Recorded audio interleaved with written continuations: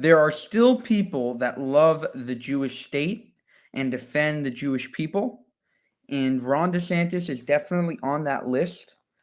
And watch as he briefly explains the entire history of Israel, Palestine, and rips the anti-Semitic, anti-Israel protesters on college campuses. Of views. Governor, can you speak to the recent resolution passed by the city of Doral, where it calls for a cease of hostilities in occupied territories? The bill was penned by a pro-Palestinian activist that Mayor Fraga asked to write the resolution. What's your take on that? What kind of message does it send to the rest of the state, considering it's the first city of its kind to pass such a resolution? I think it's a total fraud. And the fact that they're doing that here in South Florida is a joke. The people of Florida as a whole, but certainly the people of South Florida, they stand with the state of Israel. Israel was the one that was attacked.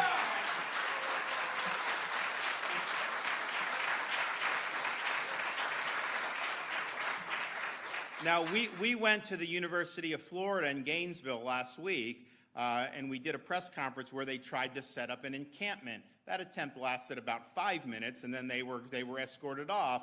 But, you know, we're there, and it's interesting because we don't let the inmates run the asylum. We don't let you disrupt university operations. We don't let you take over property, but yet, and so none of that is First Amendment activity. And so will some people say, well, you're cracking down on people's right to protest? No, you can protest, but you can't act in ways that violate basic code of conduct. And in fact, during our press conference, we're there doing a press conference. It's me. I've got the board of trustees from the university, the president of the university. I've got other people. And I've got all these guys out there screaming from the river to the sea. So obviously they have a right to do that. I mean, I think the more they open their mouth, I think they look like a horse's patoot with what they're saying, but that's fine.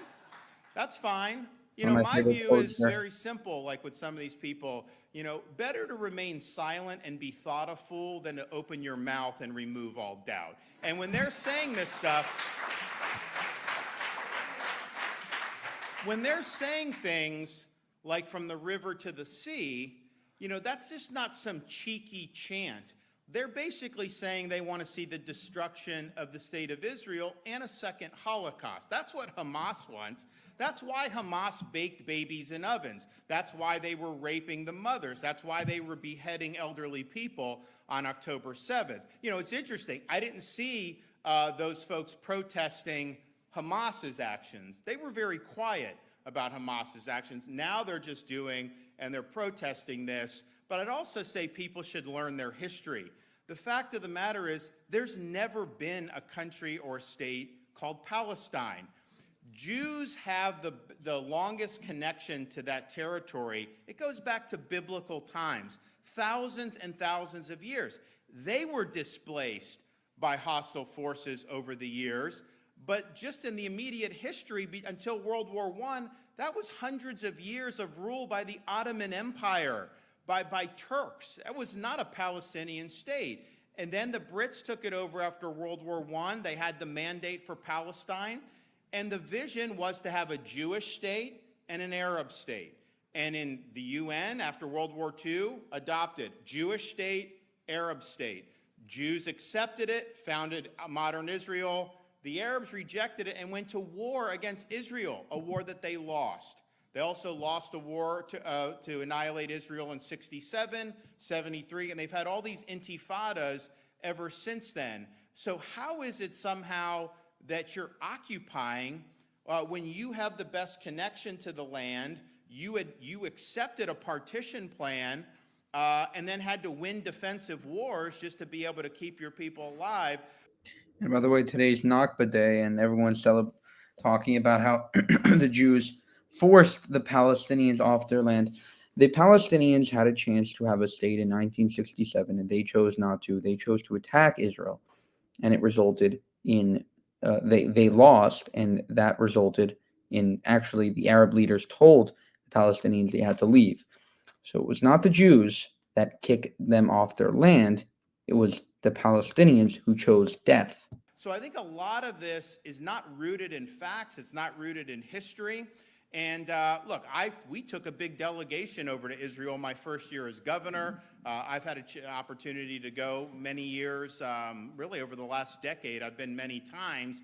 And, we look about the U.S., I mean, we are a speck in history compared to that history there. You go back there, you've got thousands of years, many thousands of years of history. You can open up a Bible, you can walk in these areas and see what they wrote, what was written down.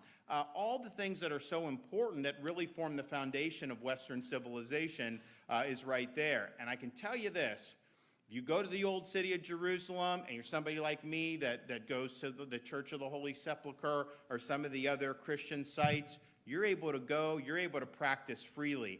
I can tell you, if Palestinian Arabs controlled that, you would not be able to do that. In fact, Bethlehem is in a Palestinian Arab-controlled area.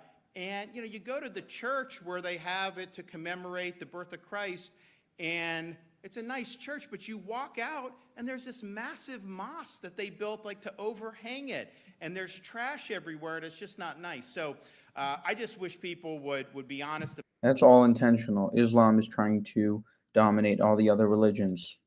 About the history here, be honest about the right to defend yourself. Can you imagine if something happened to the United States where some hostile force was baking our babies in ovens and doing this? I mean, we would never stand for it in a second, and yet Israel's the one country that somehow they're just expected to have to accept this without doing all they can to defend their people.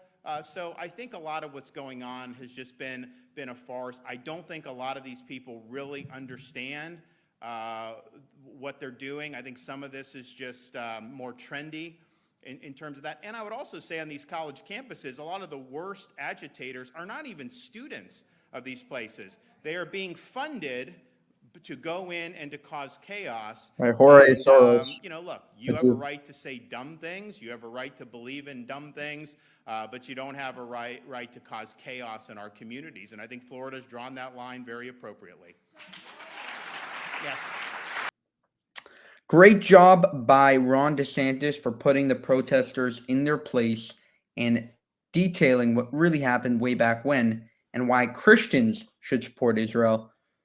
For more, subscribe to Jewish Uncensored and go to www.buymeacoffee.com/JewishUncensored to help us continue making these videos.